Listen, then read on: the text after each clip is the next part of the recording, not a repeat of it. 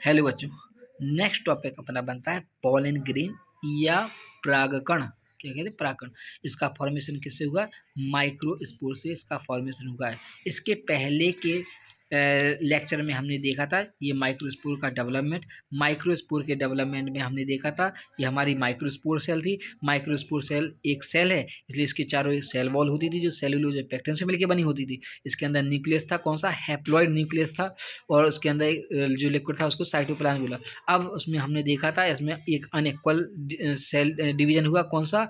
Karyokinesis. Karyokinesis मतलब यहाँ पे न्यूक्लियस का डिवीजन होगा और एक न्यूक्लियस से कितने बन जाएगी? न्यूक्लियस। बट ये डिवीजन कैसा हुआ? अनइक्वल हुआ या असमान हुआ, अर्थात एक न्यूक्लियस छोटा होगा, एक न्यूक्लियस बड़ा होगा। छोटे वाले न्यूक्लियस को हमने जनरेटिव न्यूक्लियस या जनन केंद्रक बोला था, बड़े वाले न्यूक्लियस को हमने कायक केंद्रक या वेजिटेटिव न्यूक्लियस बोला।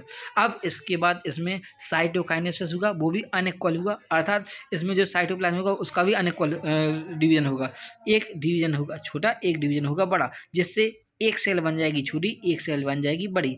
फिर बाद में हमने देखा था इसमें टेपिटम लेयर आई। टेपिटम ने एक लेयर बना दिया जिसको अपन ने स्पोरोपोलेन बोला, और ओवरऑल हमने माइक्रोस्पोर से पॉलन ग्रेन का फॉर्मेशन कर लिया। और हमने देखा था ये पॉलन ग्रेन मेल गैमीट नहीं है, ये मेल गैमीटोफाइट है जो आगे जाके मेल गैमीट में कन्वर्ट होगा।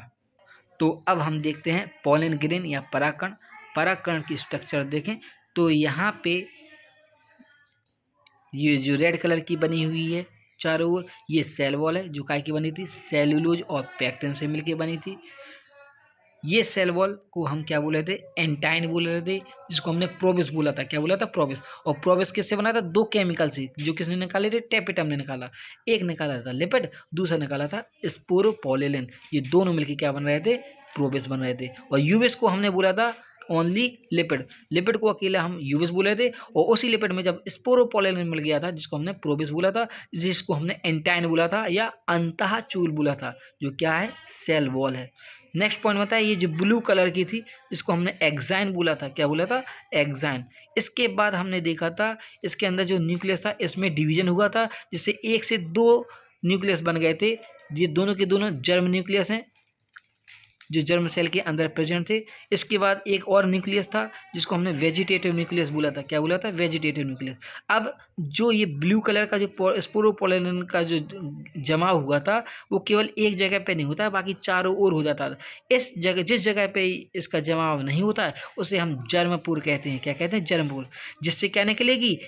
पॉलन ट्यूब का फॉर्मेशन होगा। क्या होगा? Pollen tube. अब पॉइंट यहाँ से बनता है, पॉलन ट्यूब का फॉर्मेशन कौन करता है? तो जर्मपुर से पॉलन ट्यूब का फॉर्मेशन होता है। कौन करती है? वेजिटेटिव सेल या वेजिटेटिव न्यूक्लियस के द्वारा पॉलन ट्यूब का फॉर्मेशन होता है।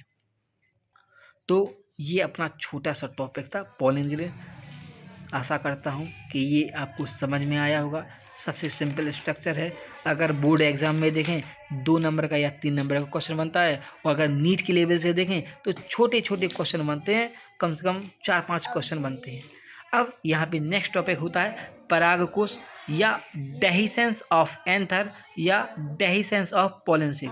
अर्थात ओवरऑल देखें तो परागकोश का स्फुटन होना, मतलब परागकोश का फटना। दो वर्ड है, परागकोश और स्फुटन। स्फुटन माने फटना, और परागकोश मतलब अब पता ही है एंथर, मतलब एंथर का फटना क्या कहलाता है? परागकोश का स्फुटन।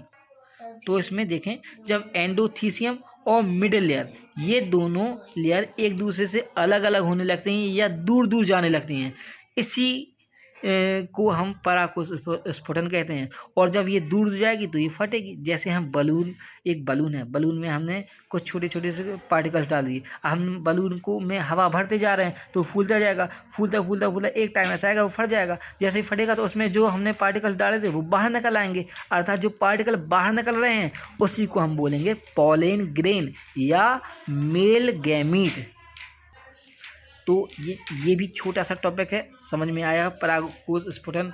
यहाँ पे मेन टर्म यहाँ पे ये है, जो परागकोश का स्फुटन होता है तो इसमें कौन पार्टिसिपेट करता है? तो एंडोथीसियम और मिडिल लेयर, ये दोनों लेयर एक दूसरे से दूर जाएंगी, उसी को हम बोलेंगे क्या? डेहिसेंस ऑफ एंथर या पॉलेंसिक। अब नेक्स्ट एक पॉइंट बनता है पॉलन ग्रेन का लाइफ। देखें तो पॉलन ग्रेन अलग अलग पॉलिन ग्रेन होते हैं, इनका लाइफ पीरियड भी अलग अलग होता है। जैसे गेहूँ अनाज देखें तो गेहूँ और धान, इनका जो लाइफ टाइम होता है वो कुछ मिनट से लेके कुछ घंटे तक हो सकता है। ओवरऑल देखें तो इनका जो लाइफ टाइम होता है वो 30 मिनट का होता है। कितना होता है? 30 मिनट का होता है। जबकि सोलेनेसी फैमिली, लेग्यूमिनेसी फैमिली और रोजेसी फैमिली, इनमें जो पॉलिन ग्रेन्स होते हैं वो कुछ दिनों के होते हैं।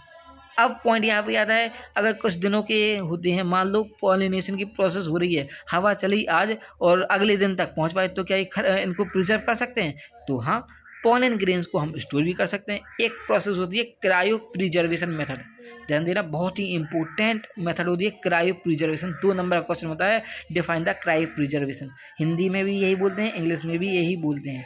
अब यहाँ पे क्रायो प्रिजर्वेशन क्या होती है, तो जब हम पॉलन ग्रेन्स को -196 डिग्री सेल्सियस और लिक्विड नाइट्रोजन पर रखते हैं तो इसमें पॉलन ग्रेन्स कंजर्व हो जाते हैं।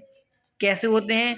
तो यहाँ पे ओवरऑल देखें तो जैसे ही हम इस कंडीशन पे पॉलन ग्रेन्स को रखते हैं तो उसमें सेल डिवीजन नहीं होता है, या सेल डिवीजन भी होता भी है तो G0 स्टेज होती है। हमने 11 में पढ़ा था G0 स्टेज, जब सेल डिवीजन वाला चैप्टर पढ़ा था वहाँ पे अपन ने देखा था G0 स्टेज। तो ये वही स्टेज है जिसमें पॉलन ग्रेन्स को हम क्या कर सकते हैं? प्रिजर्व कर सकते हैं या उसको सुरक्षित रख सकते हैं। इसी प्रोसेस को हम क्रायो प्रिजर्वेशन कहते हैं। क्या कहते हैं? Cryo preservation. अब अगला पॉइंट ये बनता है कि परागकणों से नुकसान भी होता है क्या? हाँ, बिल्कुल होता है। जब थ्रेसिंग होती है तो एनवायरनमेंट में पॉलन ग्रेन्स फैल जाते हैं। अब ये पॉलन ग्रेन्स मान लो हमारी नाक में जाएंगे तो हमें छींकें आएंगी, हो सकता है हमें एलर्जी हो जाए, और या इसको हम ब्रीथिंग, ज़्यादा गहरी ब्रीथिंग करते हैं तो ये हमारे लंग्स में भी जा सकती है, और लंग्स में जाएगी तो हमें अस्थमा डिसीज भी हो सकती है, ब्रोंकाइटिस भी हो सकती है, जिसे हम हे फीवर भी कहते हैं। क्या कहते हैं? Hay fever. अब इम्पोर्टेंस ऑफ पॉलन ग्रेन देखें तो पॉलन ग्रेन्स का इम्पोर्टेंस बिल्कुल, जो एथलीट होते हैं वो इनको खाते हैं, कई मेडिसिन के फॉर्म में खाते हैं, कैप्सूल के फॉर्म में खाते हैं, कुछ तो सिरप भी आते हैं। तो ओवरऑल पॉलन ग्रेन्स का यूज न्यूट्रिशन मटेरियल के लिए किया जाता है। बहुत ही इंपॉर्टेंट है, एनसीईआरटी में सबसे लास्ट में दिया हुआ है इंपॉर्टेंस ऑफ पॉलन ग्रेन्स। ठीक है, बहुत सारी कैप्सूल या सिरप या मेडिसिन आती हैं जो एथलीट यूज करते हैं, क्योंकि एथलीट को एनर्जी चाहिए और एनर्जी कम क्वांटिटी में ज़्यादा एनर्जी के लिए इन्हीं का यूज किया जाता है। तो इस हिसाब से ये टॉपिक अपना आज ख़त्म होता है। आशा करते हैं कि आपको ये चीज़ें समझ में आई होंगी। अगर समझ में नहीं आई हैं तो आप प्लीज़ कमेंट करें, जिससे इन लेक्चर्स को समझाने में या पढ़ाने में जो प्रॉब्लम आ रही है उन प्रॉब्लम्स को मैं दूर करने की कोशिश करूँगा। ज़्यादा से ज़्यादा सब्सक्राइब करें, लाइक करें, जिससे ढेर सारे सब्सक्राइबर हो जाएं और बहुत सारे व्यूअर्स हो जाएं और टाइम पीरियड भी मेरा बढ़ जाए।